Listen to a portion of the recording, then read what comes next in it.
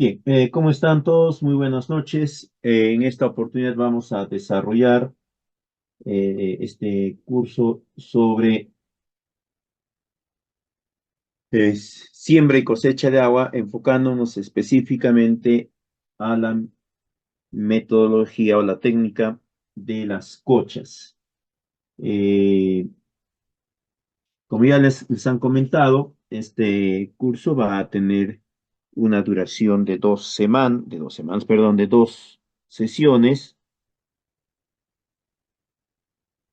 A lo largo de estas sesiones vamos a ir viendo los aspectos relacionados a lo que es la siembra y la cosecha de agua, además de otros aspectos adicionales que nosotros tenemos que ir conociendo en el marco de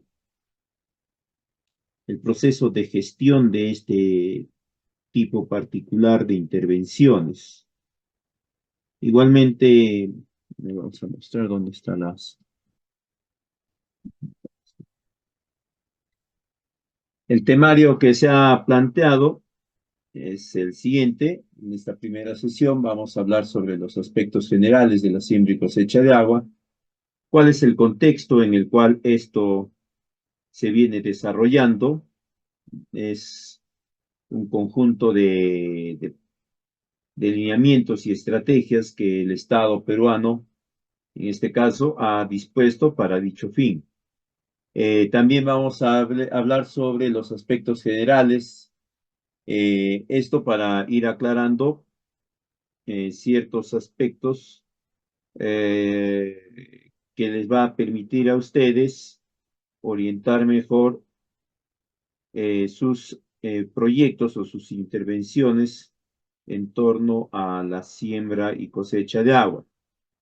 Igualmente, vamos a ver en esta sesión aspectos relacionados a lo que es el proceso o la gestión de proyectos de siembra y cosecha de agua en el marco de la intervención pública.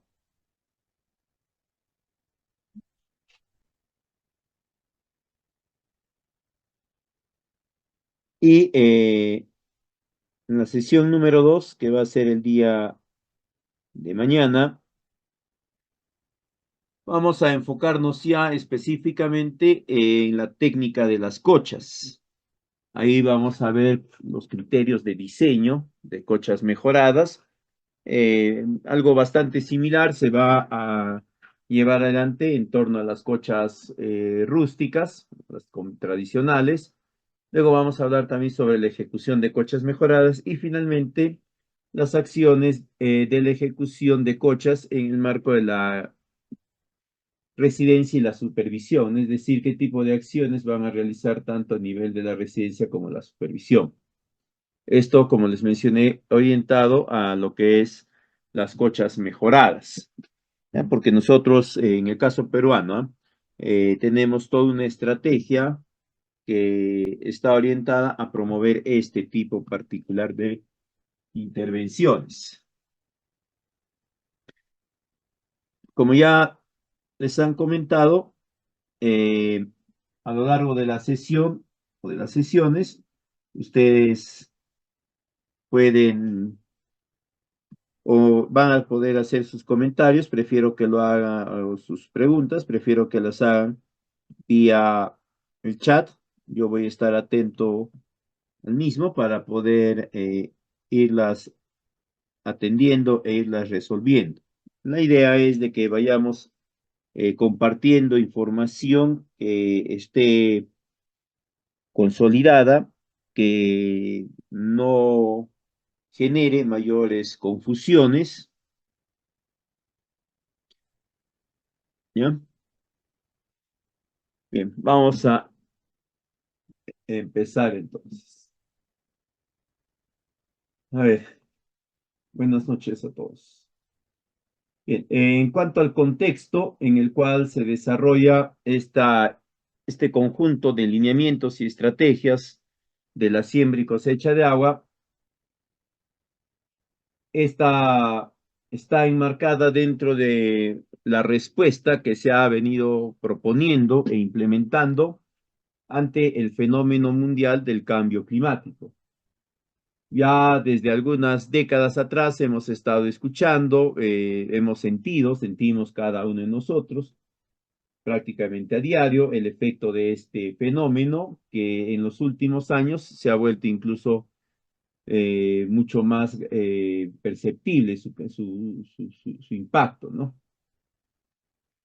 Y esto debido principalmente a las actividades específicas, un grupo de actividades específicas que desarrolla el ser humano y que han marcado pues que este fenómeno natural que es el cambio climático se vea acrecentado en cuanto a aspectos relacionados al incremento de la temperatura. Se ve que a lo largo de los años, ¿no? Desde el año más o menos 1970, 50, 70 hasta la fecha, la temperatura ha ido incrementándose. Eh, Más o menos entre el año 2000 al 2010, es decir, en la década anterior a esta, la temperatura se ha incrementado, ¿no? De 0,35 a 0,41 grados centígrados. Previamente, desde el año 1950 hasta el año 2000, es decir, en un lapso de más o menos 50 años, la temperatura se había incrementado en medio grado. Sin embargo, en estos últimos 10 años, o en los primeros 10 años de este milenio, la temperatura se ha incrementado en 0,08 grados, que ya es importante, ¿no? Porque indica pues que al menos en los próximos 100 años se va a incrementar casi en 1 o 2 grados centígrados. Y sabemos que cuando la temperatura se incrementa en 1 grado centígrado, las actividades fisiológicas de los organismos vivos se incrementan aproximadamente en un 10%. A la par de esta variación climática que ha tenido impacto directo también sobre el recurso hídrico, pues, han variado las precipitaciones, tanto que en sus ciclos como en su duración, incluso en su distribución, ¿no? Zonas donde anteriormente existía una precipitación bastante importante a lo largo de un periodo X de meses, ¿no? Ahora ya no sucede así, el periodo de precipitación se ha reducido drásticamente o simplemente ya no se da en dicho sentido. Entonces, ante todo esto, ¿no? Se genera pues toda esta necesidad de poder encontrar mecanismos apropiados que nos permita hacer frente a esta nueva situación. Parte de estos mecanismos, ¿no? Toman en cuenta los efectos que este cambio climático tiene sobre el recurso hídrico. En primera instancia, hay modificaciones tanto de la oferta como de la demanda. Igualmente se han modificado los hábitos de consumo, ¿no? Si ustedes se percatan, eh, en los últimos 20 años, los esquemas de uso y consumo del recurso hídrico se han modificado bastante, ¿no? Esto ha generado a su vez que se modifique la oferta de agua, ¿no? Toda vez que se ha modificado la demanda, la oferta también tiene que responder a esta variación y modificarse.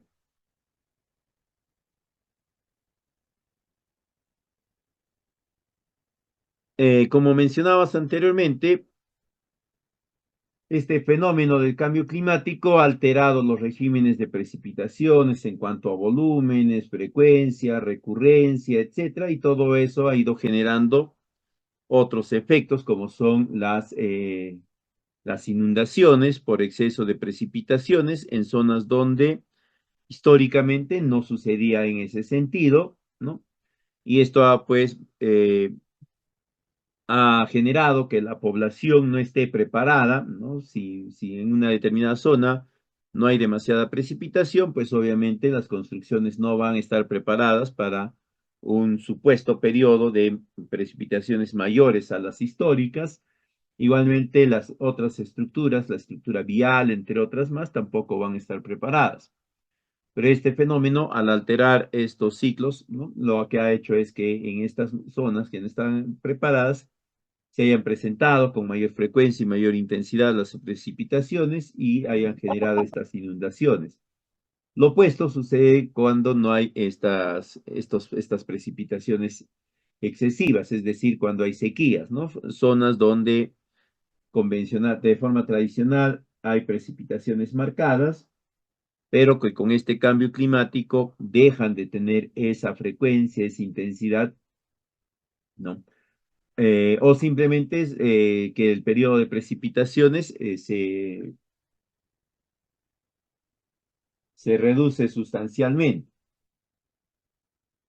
Todos estos efectos se han ido tomando en cuenta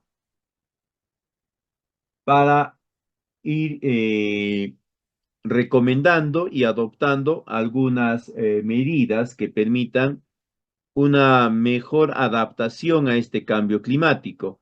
En la práctica sabemos pues que no vamos a poder evitarlo, ¿no? Pensar que alguien, alguna persona o algún otro agente, algún otro actor social o relacionado al aspecto climático o productivo, plantee que se puede detener, que se puede revertir, etcétera, es pues un desatino total, ¿no? Empezando porque este es un fenómeno natural y pues el hombre no tiene mayor capacidad de gestión sobre la naturaleza, el origen, la frecuencia, el impacto de los fenómenos naturales. Lo único que podemos hacer nosotros es prepararnos e irnos adaptando a ellos, ¿no? En ese contexto se han tomado una serie de medidas que en conjunto han ido generando que se planteen estrategias orientadas a que estas medidas sean implementadas en la brevedad posible y buscando generar la mejor respuesta. Parte de estas medidas es el conocimiento y la evaluación de los recursos hídricos, es decir, saber cuáles son, dónde están, su calidad, su cantidad y demás aspectos relacionados. Esto con la finalidad de, si los conoces, sabes cómo gestionarlos. Luego está una estructuración más clara, más concreta de los planes de intervención alrededor de estos recursos. Parte de esta claridad en estos planes, en esta estructura de los planes, es brindarles cierta integralidad, ¿no? Es decir, buscar que se integren la propuesta se integre a diferentes conceptos, a diferentes criterios, a diferentes estrategias, incluso sectoriales y hasta transectoriales. Es por eso que varios de los países que tienen abundante recurso hídrico han ido identificando y generando una estrategia en la cual se ha definido a una autoridad nacional relacionada al recurso hídrico. En el caso peruano tenemos a la Autoridad Nacional del Agua. El que se haya creado esta autoridad no es simplemente, no es una mera casualidad, no es de que alguien quería por ahí tener un despacho especial, no, eso, ¿no? Sino que eso va a permitir un mejor enfoque de las intervenciones. Otra medida que se viene adoptando es la gestión de la demanda y para eso se implementan diferentes estrategias de gestión del recurso hídrico.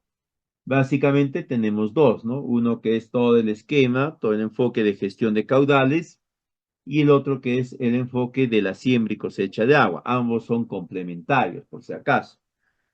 Complementarios en todos los aspectos. En primer aspecto, que pueden integrarse y pueden generar una propuesta eslabonada entre ambos, ¿ya? Y también complementarios en el aspecto de su distribución geográfica, ¿no? Es decir, pueden formar parte de una misma propuesta de gestión hídrica en un mismo territorio, obviamente cumpliendo los lineamientos que tienen cada uno de ellos. Otro es el diseño y el uso de instrumentos de cambio social. Básicamente ahí hablamos del conjunto de estrategias de sensibilización de la población respecto a la gestión del recurso hídrico, ¿no? Si nos damos cuenta, en los últimos años se han generado bastantes campañas orientadas a un mejor vinculamiento con el manejo y la explotación del recurso hídrico, ¿no? Después también tenemos un conjunto importante de instrumentos regulatorios económicos que permiten que el uso, aprovechamiento y explotación de este recurso puede estar controlado. Que esté controlado significa que se puede identificar fácil y rápidamente a los actores que gestionan el recurso. Este hecho va a permitir que las responsabilidades que se puedan definir puedan estar asociadas a quienes las incumplen, ¿no? De modo tal que se pueden aplicar sanciones, exigir reparaciones, resarcimientos, etcétera, ¿no? En la medida que no estén estos instrumentos regulatorios económicos no existan, pues es difícil que se pueda generar un contexto ordenado, formalizado de la gestión de este recurso. Por ahí alguien puede manifestar de que el recurso hídrico le compete a todos, que no puede ser que el Estado se irrogue tal o cual derecho, pero como vamos a ver brevemente, no es tanto en ese sentido. Luego está el manejo y el intercambio de información, orientado principalmente hacia lo que es, ¿no?, la búsqueda de un enfoque más integral para optimizar la gestión de los recursos, para evitar la duplicidad de esfuerzos, para distribuir de una forma más homogénea los recursos que se puedan tener y poder atender a todas las poblaciones que tienen necesidad de apoyo relacionado al recurso hídrico, ¿no? Y otro aspecto importante de nuestro sistema relacionado al recurso hídrico es la planificación de la infraestructura. Nosotros ahora tenemos ya todo un conjunto de elementos, de instrumentos que nos permite planificar en líneas generales todo lo relacionado al recurso hídrico, ¿no? Tanto la infraestructura, la gestión, las organizaciones, el cómo se va a emplear ese recurso, todo ello.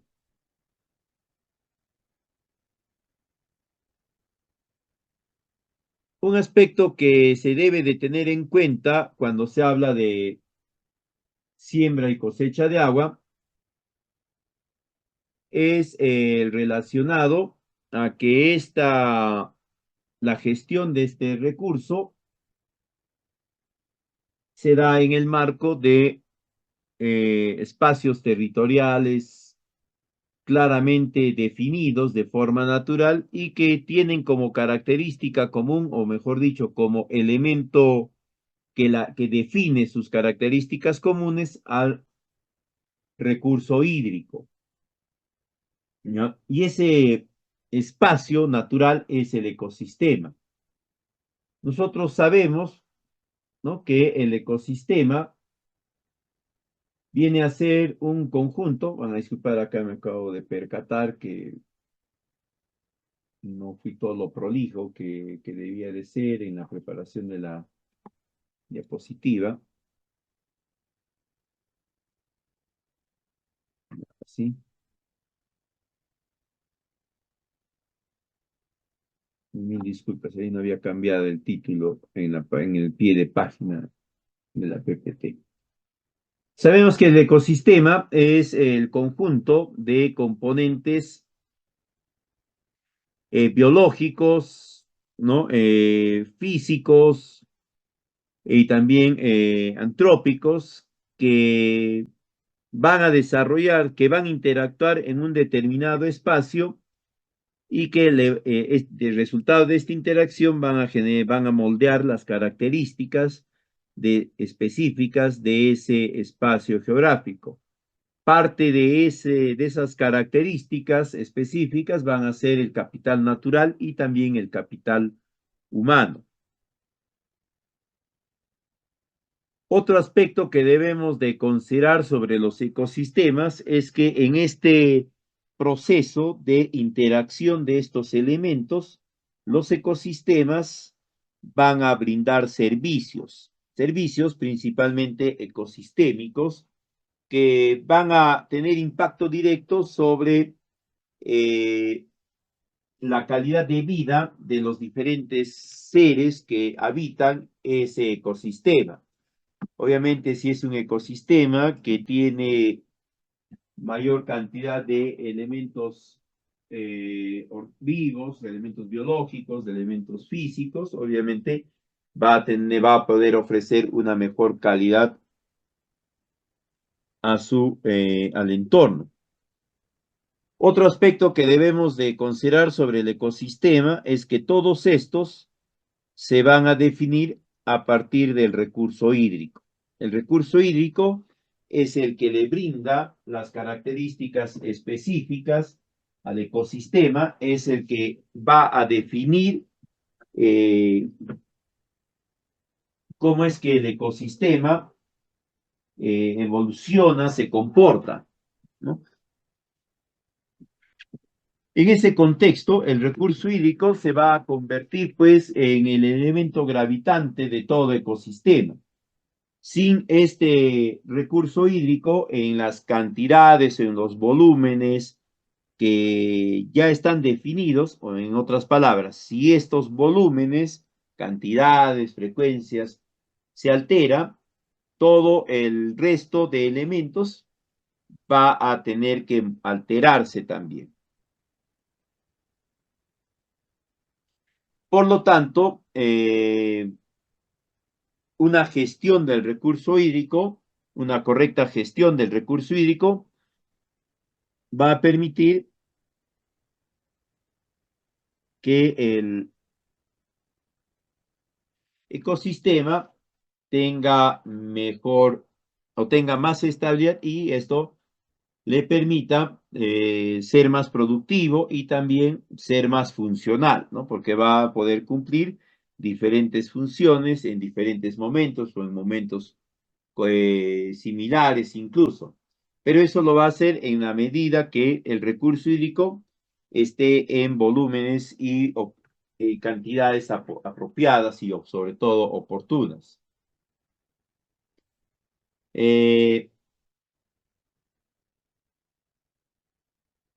Entonces podemos ir comprendiendo nosotros la importancia del recurso hídrico. Pero este recurso hídrico va a tener un comportamiento característico que vamos a identificarlo nosotros en el ciclo del agua.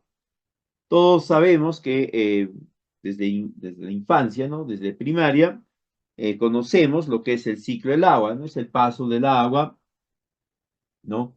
Por sus diferentes estados dentro de un territorio y que esto es un fenómeno circulante, ¿no? Sin embargo, en un análisis más detallado ya nos vamos a dar cuenta que este ciclo va a tener características especiales que van a estar marcadas por el mismo territorio, ¿no? En ese sentido, ya vamos a darnos cuenta que el conocer el territorio y poder gestionarlo apropiadamente va a determinar que ese ciclo del agua sea más benéfico para ese mismo territorio que de no hacer todo ese esfuerzo de conocerlo y gestionarlo apropiadamente. Más aún si tenemos en cuenta que en este ciclo del agua es que se generan las diferentes formas y mecanismos y estrategias de vida. Entonces nosotros vamos a comprender pues la importancia que tiene poder gestionar el recurso hídrico dentro de este ciclo que se va a desarrollar. Y como habíamos mencionado, este va a ser especial, específico, único, si queremos entenderlo así, a cada ecosistema, en líneas generales.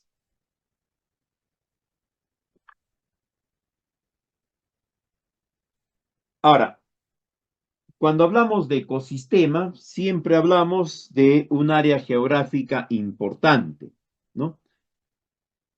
Pero para los fines prácticos de la siembra y cosecha de agua y de la gestión del recurso hídrico, se tiene que generar una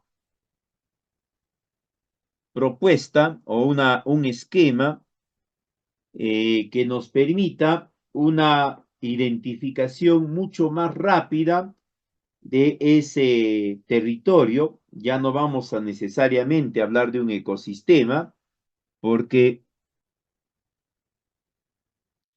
un ecosistema, como habíamos dicho, es un espacio territorial amplio, disímil, ¿no? Y muchas veces con sus límites, ¿no? No muy claramente definidos.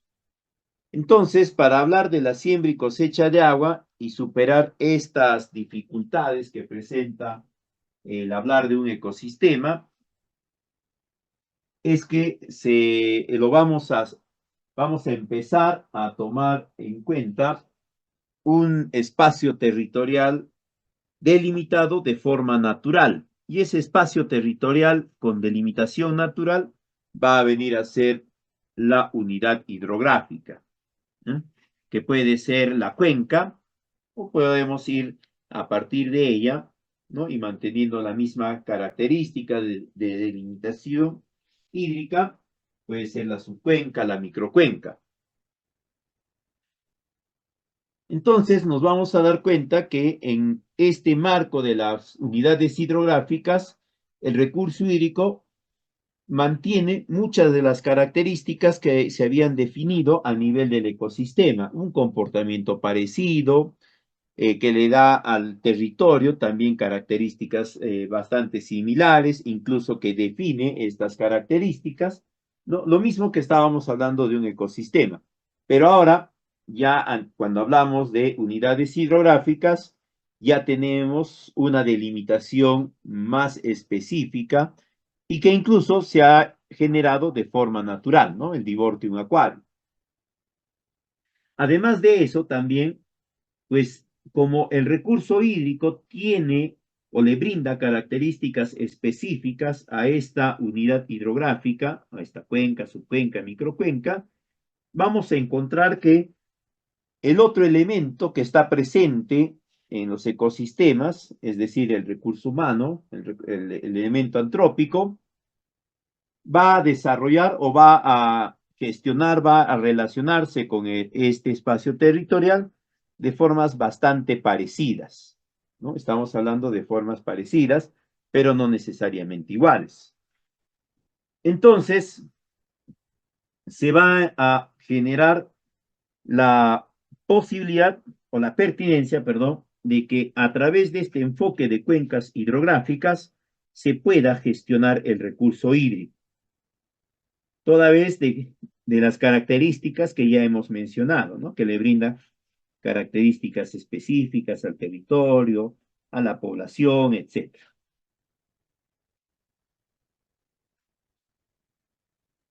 Además de ello, a nivel de estas unidades hidrográficas, nosotros vamos a encontrar mayor pertinencia a las estrategias que se puedan definir en torno a la adaptación ante el cambio climático mediante la gestión del recurso hídrico, ¿no? Existen varias estrategias, diferentes formas de enfocar la adaptación al cambio climático. Una de ellas es a través de la gestión del recurso hídrico, pero no es la única, dicho sea de paso.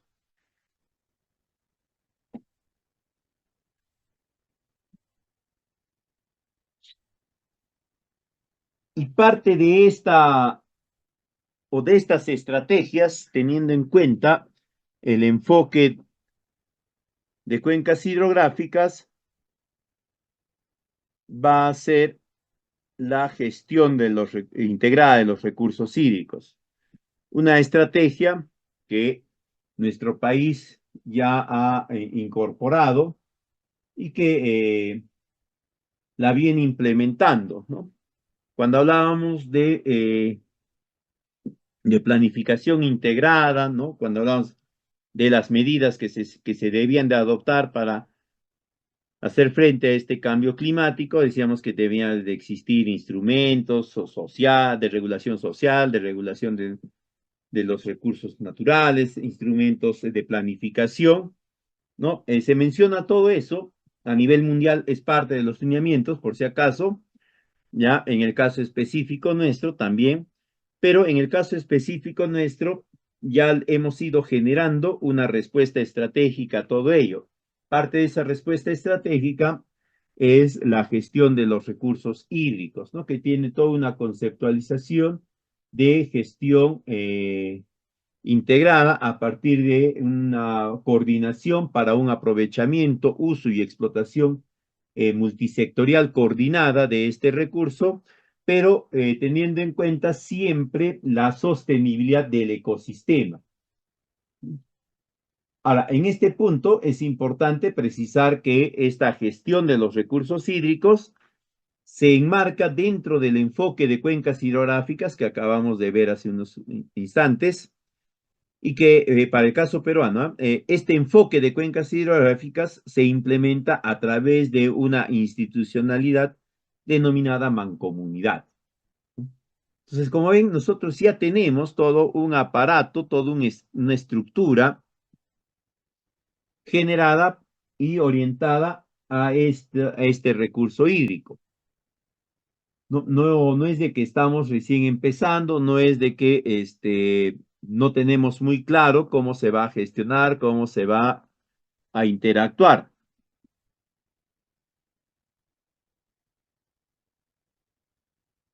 Esta gestión integrada busca, como su mismo nombre lo dice, integrar, hacer confluir los elementos naturales, económicos, sociales, mediante la generación de infraestructura y buscando reducir los impactos externos de una unidad hidrográfica teniendo como eje al recurso hídrico.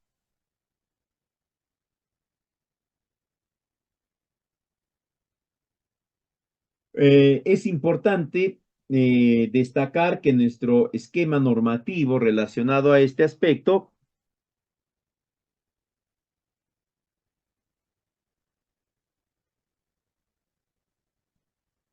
considera, pues, la implementación de todo un sistema nacional para la gestión de este recurso. Y eso está recogido en nuestra Ley de Recursos Hídricos, la 29338, en la cual ya se establece cuáles son los objetivos de este sistema, ¿no? Este sistema tiene como objetivos la coordinación y aseguramiento de una gestión para el aprovechamiento sostenible y eficiente del recurso hídrico. Es decir, el marco normativo ya nos exige a todos nosotros plantear las propuestas de intervención en torno al recurso hídrico, buscando generar espacios integrados y eh, incorporando diferentes sectores. Pero no solamente nos recomienda y nos indica que debemos de hacer este esfuerzo, sino que también nos plantea el reto de que este esfuerzo inicial que hemos hecho se traslade a algo material a través de los estudios, a través de los proyectos, ¿no? En lo cual todo esto que se supone que se hace, ¿no? Esta gestión integrada, buscando el aprovechamiento sostenible,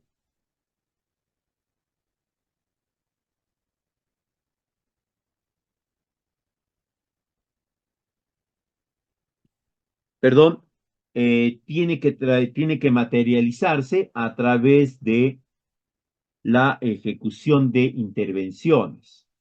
Pero estas intervenciones, estos proyectos, no pueden ser pues aleatorios, no pueden ser intervenciones azarosas, ¿no? En las cuales tú no tienes claro dónde realizarlas, ni por qué, ni con quién, ni cómo, ni cuándo, ni para qué siquiera. Es en esa línea de ideas que también nuestro esquema normativo ha definido ya cuáles deben de ser los objetivos que se tienen que considerar en el proceso de la planificación de esta gestión. Y esto es importante tener en cuenta porque vamos a ver que estos objetivos comprenden a la siembra y cosecha de agua. El primer objetivo, ¿no?, es equilibrar y armonizar la oferta y la demanda de agua. Para eso, el Estado recomienda que se promueva el uso sostenible y que se busque equilibrar la oferta y la demanda de agua a través del uso sostenible, ¿no? Pero alguien me dirá, sí, está bien, y que ya buscamos el uso sostenible, etcétera, pero eso significa darle menos a algunos o darle menos a todos, que incluso puede entenderse como darles lo insuficiente. Y es cierto, eso es totalmente cierto. Pero el objetivo que se plantea en esta planificación no se queda ahí, ¿no?, sino que luego indica que se tiene que proteger la cantidad y calidad, es decir, lo que ya existe, el volumen de agua que ya existe, el volumen disponible de agua dulce que existe, que es aproximadamente a nivel mundial entre el 5 y 3% del total de agua, se tiene que proteger tanto en cantidad y calidad, ¿no? Entonces ahí aparece ya la estrategia de la conservación y la protección de las fuentes naturales. Como se entiende, para poder proteger y preservar la calidad de estas fuentes, obviamente se tiene que conocer cuáles son, porque de lo contrario, si no conozco, no tengo idea pues de qué es lo que voy a proteger, ¿no? Entonces, parte de la estrategia para el equilibrio de la oferta y la demanda es proteger lo que se tiene, ¿no? Y para eso existe otro tipo de proyectos, ¿no? Están los proyectos de saneamiento, los proyectos de tratamiento de aguas residuales, recuperación de áreas, recuperación de ecosistemas, etcétera, etcétera. El objetivo de la propuesta sigue abarcando algo más, dice, propiciando su utilización eficiente y contribuyendo con el desarrollo local, regional y nacional. Ahí termina el objetivo. En esta última parte comprende un, parte de las metas de la gestión integrada, ¿no? Que se busque que la propuesta de trabajo que se va a generar recoja